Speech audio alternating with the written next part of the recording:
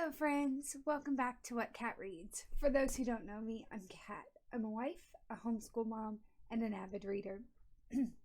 This is the start of vlogging the the All Souls series, book 2, A Shadow of Night. I really enjoyed rereading through Discovery of Witches. This is gonna be a little different for me. Normally, there's long periods of time between my rereads. I read Shadow of Night at the beginning of this year, so we'll see how I feel about this one. This one was my favorite of the 3 when I read them the first time, and we'll see if it holds up and go from there. I'm going to try, as long as they have them up, to kind of hit some of the questions that are asked for discussion from each chapter. This is, I'm going to attempt to follow the Conventicles read through of this, just because it breaks it down 1 chapter each day instead of 3 chapters, Monday, Wednesday, Friday. It may turn out that Monday, Wednesday, Friday is what works for me, since working Tuesday, Thursdays, I am very brain dead. We'll just kind of see. I also don't want to rush through this one. And I have other books I want to read, so I don't have as much of a let me get this all done before the middle of December, which is when the Deborah Harkness Instagram page has theirs end. So I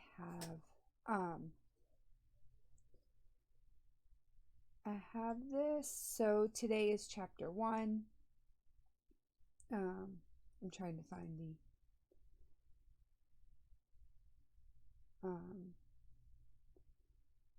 discussion. All right, I'll have to find that later.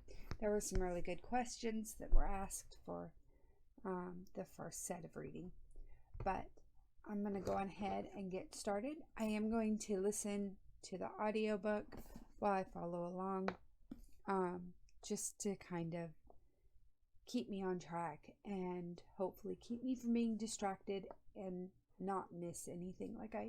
When I just read the text, it's easy for me to get distracted. When I just listen to the audiobook,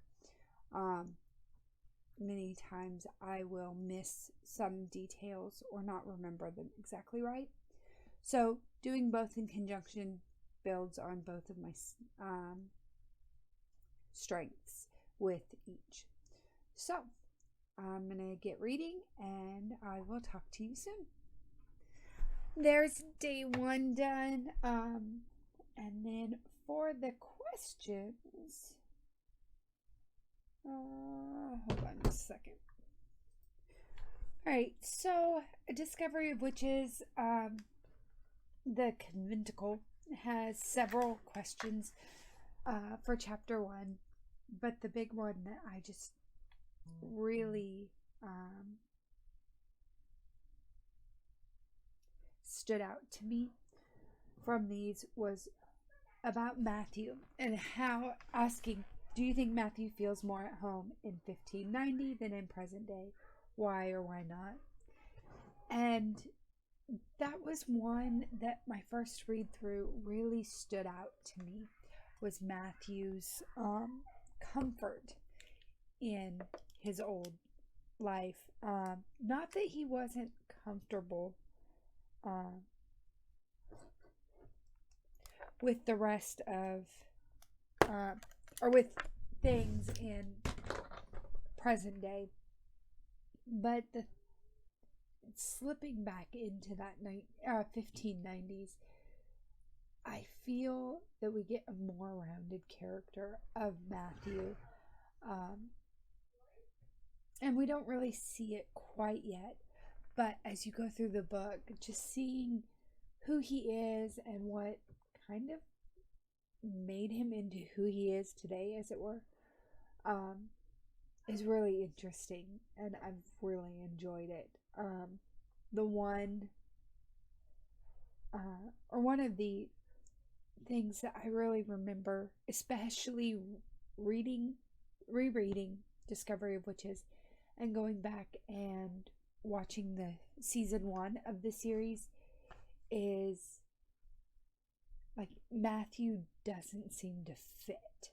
He seems out of time, I guess, for me anyway. And then as soon as we get into this book, especially, we see that kind of transformation in the TV series.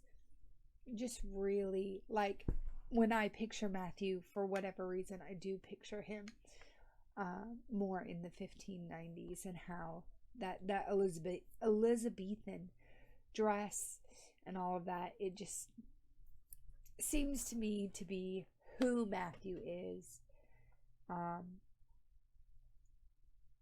when we see him in especially season 1 or the first book, it feels like he's playing dress up.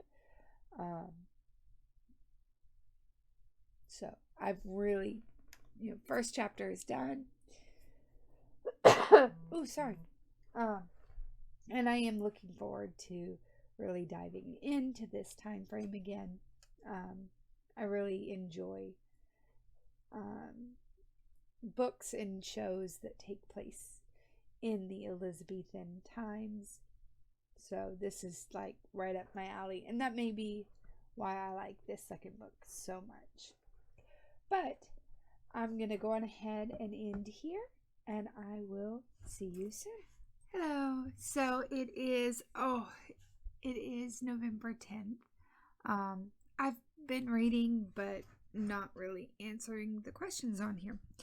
So, chapter 3, I didn't really care for the questions. And that's kind of where I was struggling with of how do I do this when I don't like the question. So I paused for a minute and then didn't come back after chapter 4.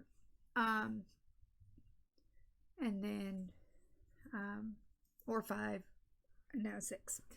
So chapter 4, I did kind of the question that I'm gonna do is what do you think Widow Beaton was thinking or feeling, knowing she was being summoned to the home of Matthew Royden?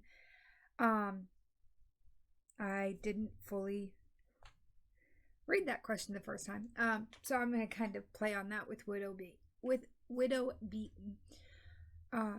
Partly because I'm several chapters ahead, so I kind of know at least what Diana suspects she was thinking.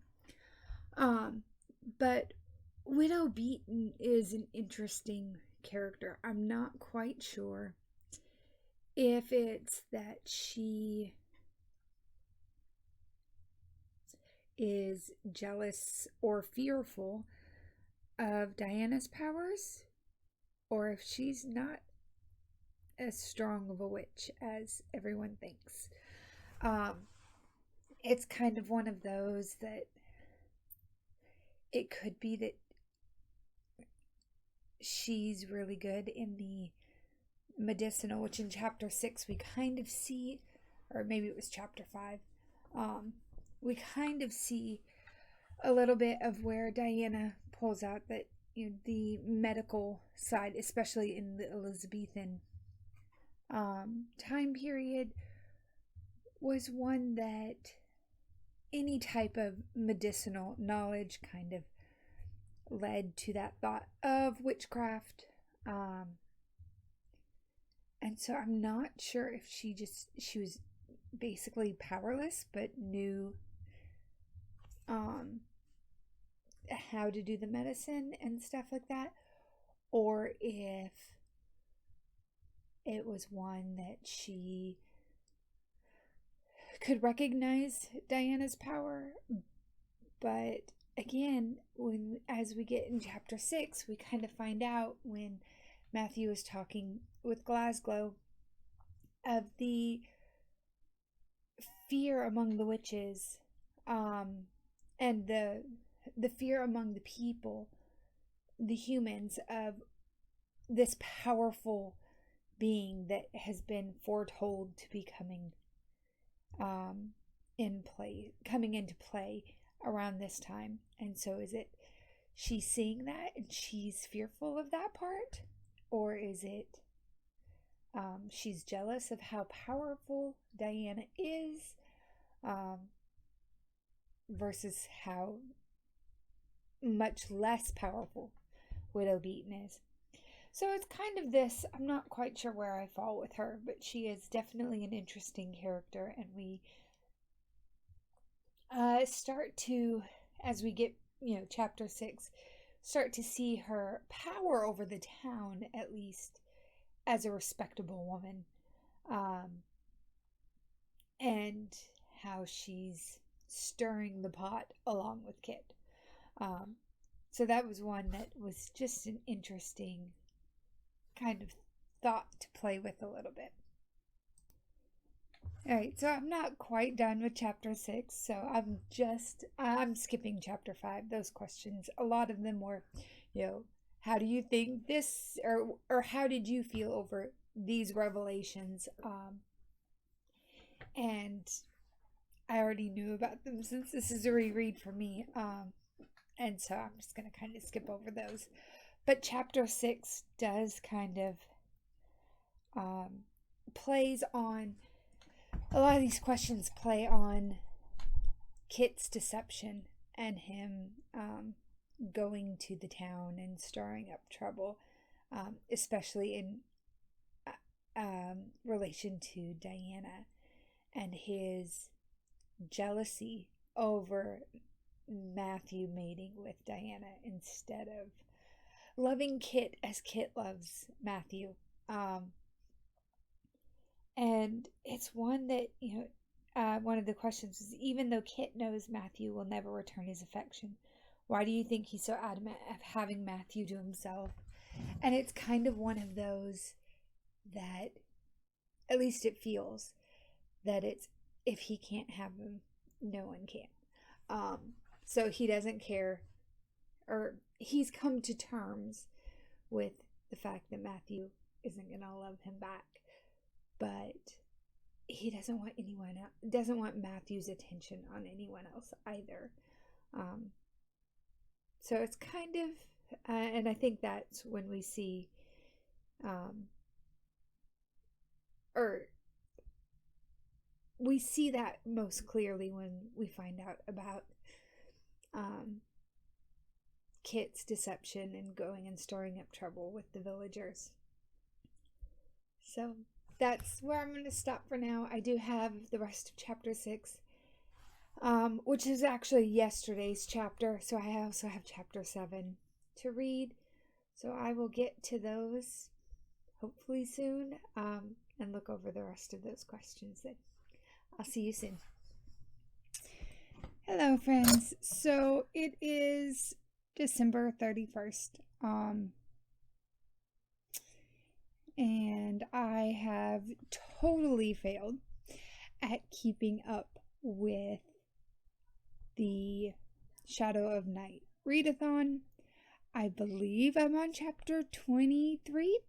But I also took a 3.5 week trip to my parents' house for Christmas. We had a lot of fun, but not a lot of reading went on.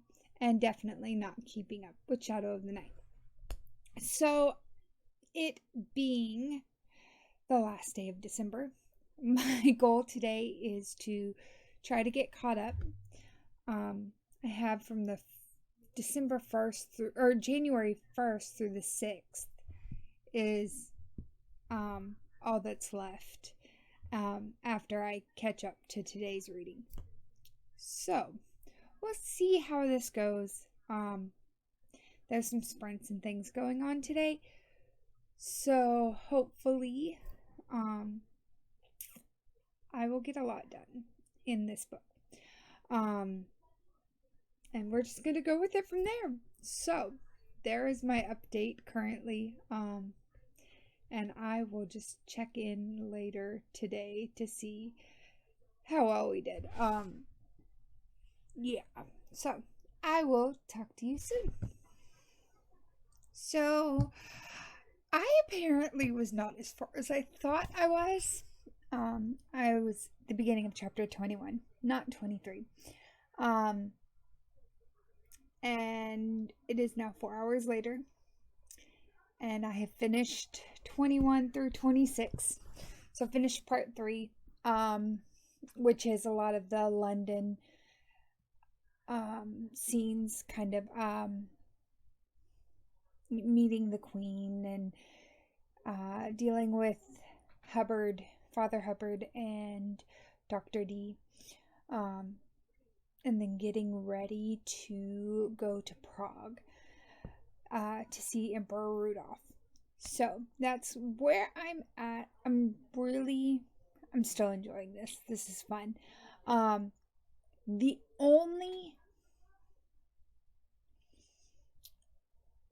thing I did different right now from doing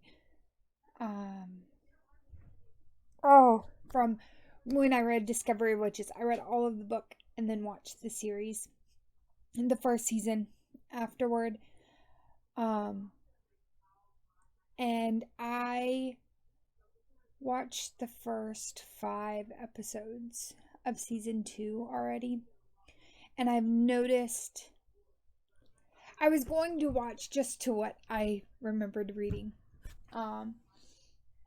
And it turns out some things are very different. Not different enough to cause like major issues. Things are just out of order. So in the book, they go Woodstock, then to France, then to London, then to Prague. So far, in the book, or in the series, they don't go to Woodstock at all, it looks like. I haven't finished this season 2, so I don't know if they go later. But so far, it's been, they they arrive in London, and then do all the London stuff, meet the Queen, all of that. Then they go to France.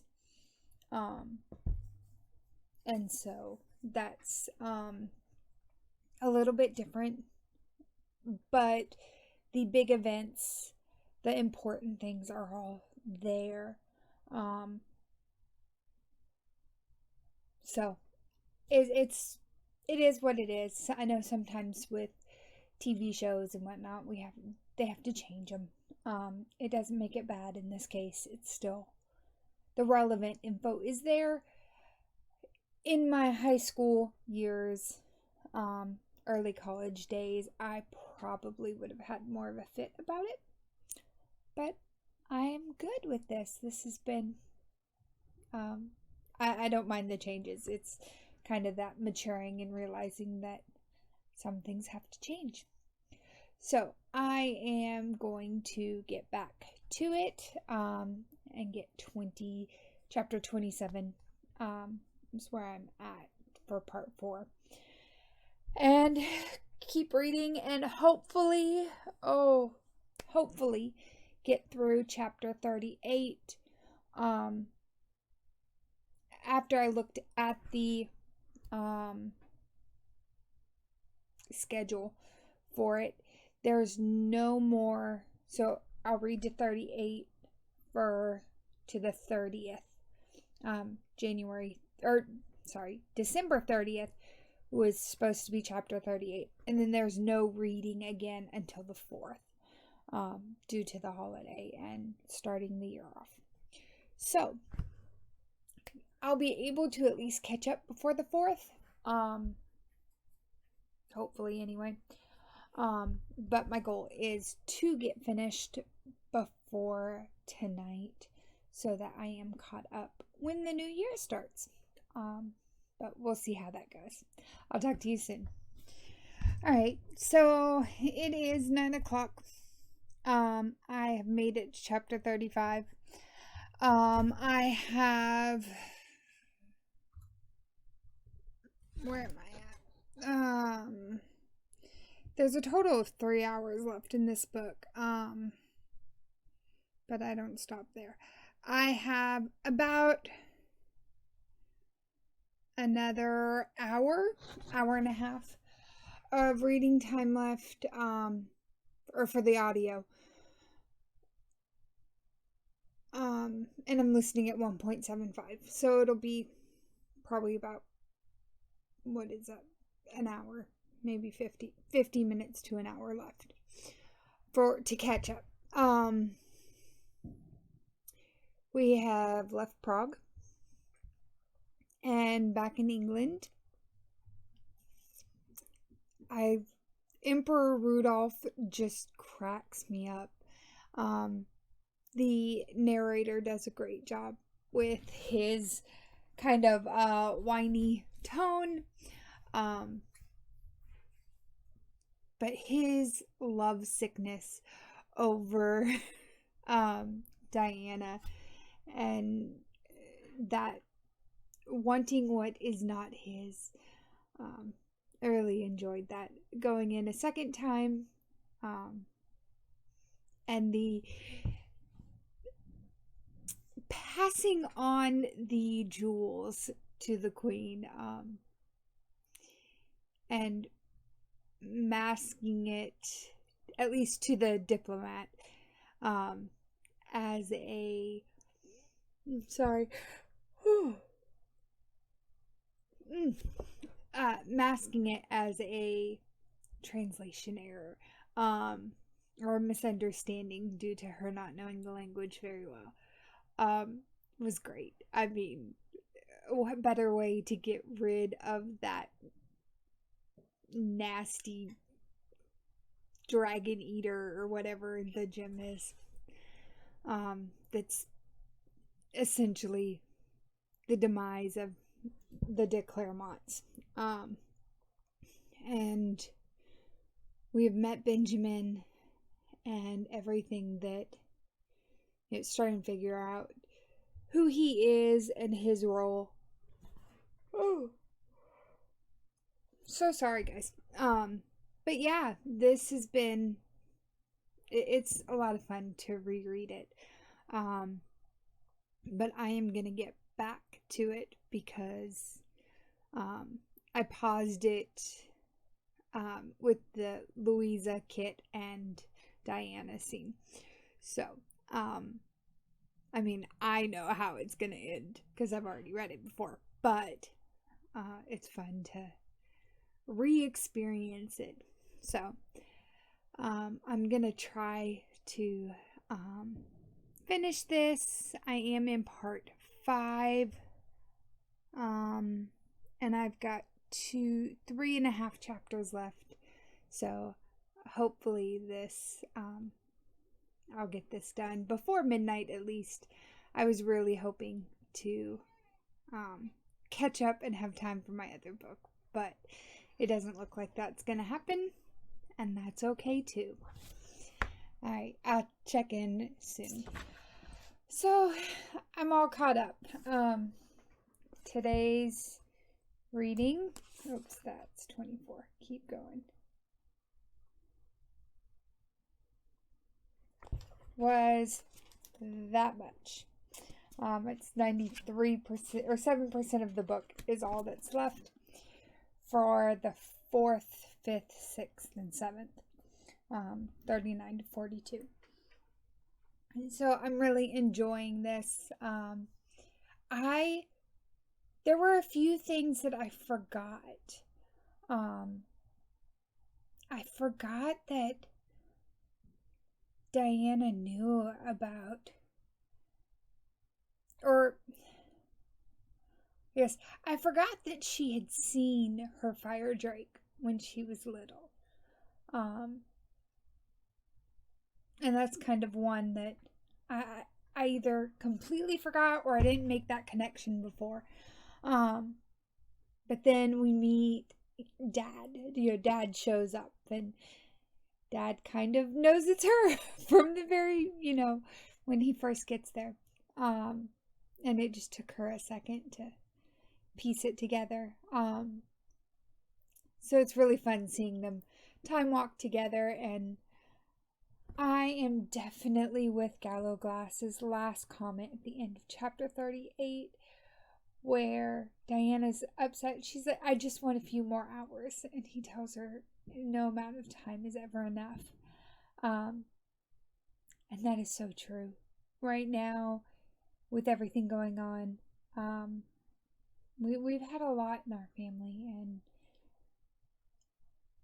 I can definitely look at that same sentiment. I would love a few more hours with my mother, or a few more with my birth mother, or a few more hours with my biological aunt on my mom's side, or a few more hours with my grandmother on my mom's side, who all just passed. My aunt and my grandmother passed away this year. My mother passed away. My biological mother passed away.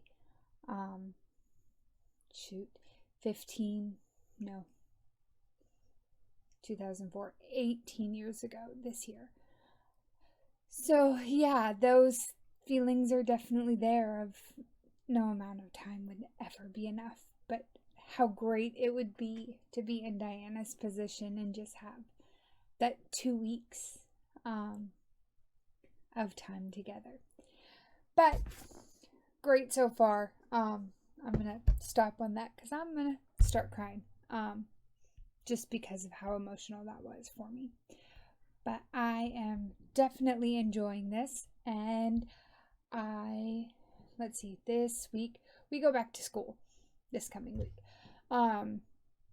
So I am going to hopefully have this finished and posted next weekend, and hopefully keep up with these last few the last few chapters. Like I said, it's only 7% of the book, less than 50 pages total. So I think I can keep caught up during the week. There's no reading on Tuesday, which is my busiest day. Wednesday will kind of be questionable, but we'll see. It's only one more week left, and I haven't seen anything about the third book and them doing a kind of read through together on that one. So I'll just have to see. I also need to sit down tonight, I guess, and plan out some of my goals for this year. So, but got caught up. There's one goal completed for 2022.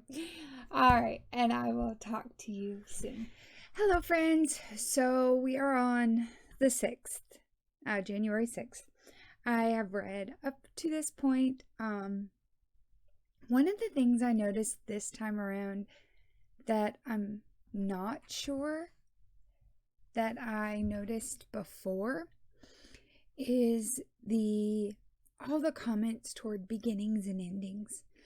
Pardon me.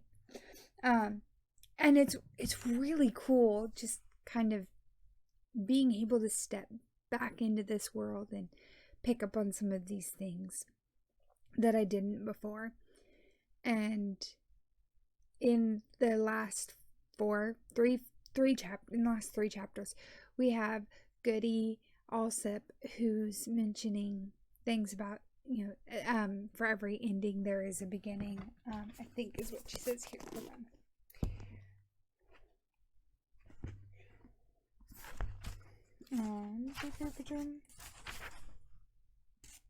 Oh, she says, old worlds die and new be born. And then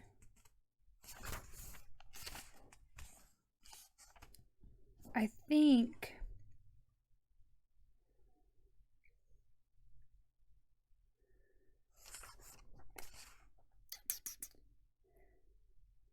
okay, yeah. So it's just the Goody Alsep's prophecy of old worlds die and new be born that we see repeated several times in chapter 39. Um, and then at the very end of chapter 41, we find out that Philippe had a saying that's very similar, and that's in every ending there is a new beginning. So it was just really neat to see the overlapping kind of theme of these two, especially with this book. Or this series. The whole thing is kind of along that lines, and it's really neat. But that's kind of what I have so far. I'm really enjoying the read through again. Still, I have one chapter left, so I'll finish that tomorrow. And then there have been details released. This book took place from November 2nd until the end of May. And so then we'll pick up in June with Book of Life.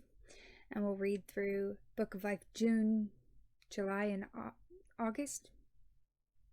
I think is how it goes. Some may bleed over into September as well, which is very kind of poetic that all of these events have taken place in less than a year.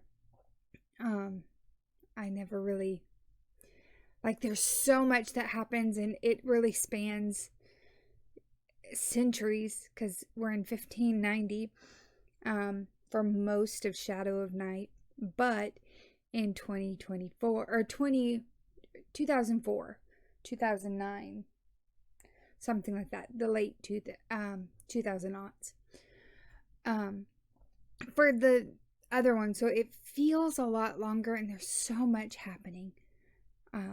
But it's really cool to kind of just realize that everything that happened from Diana and Matthew meeting to getting married to, as we find out in chapter 41, expecting twins and the twins' birth in the third book. So it's a lot of fun, a lot of events going on, and just really an interesting time. But so after tomorrow, that will be it until we get to June. And I think it will be a nice little break. But I think they even have it end. Book of Life ends just in time to pick up Discovery of Witches, if any of you are interested. All right, well, I will talk to you soon. And that's the end.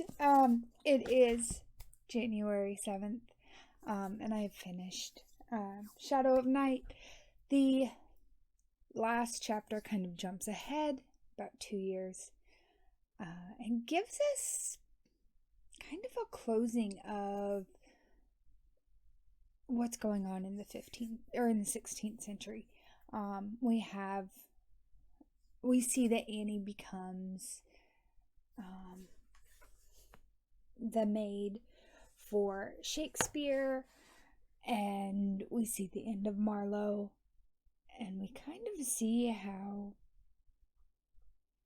the author played with some of the idea of Shakespeare using others' work a little bit. He takes one of Marlowe's little phrases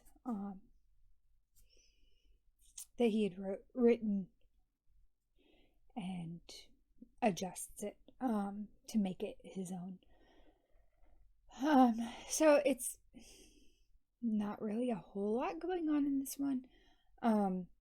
It's kind of nice to have that wrap up, though. We know Annie's okay. And we know that Hubbard remains the vampire king of London and kind of still in charge and taking care of Annie as he promised Diana. So just little bits like that. But that's the end of Shadow of Night read through vlog. The Book of Life will begin in the end of May. It's like May 30th. Yeah, I think that's the date. Maybe the 31st. But it's the very end of May and will continue until September 10th. So if you are wanting to jump in with that readathon or with that read along, you have plenty of time if you haven't read the first 2 books to catch up between now and May. So we'll see how it goes from there. And that's all I have for here. If you've made it this far, thank you so much for watching my ramblings of a book that I really enjoyed, that I didn't feel really had middle book syndrome like many trilogies kind of do. But please leave a comment and like, and if you haven't already, please subscribe. I'll see you soon.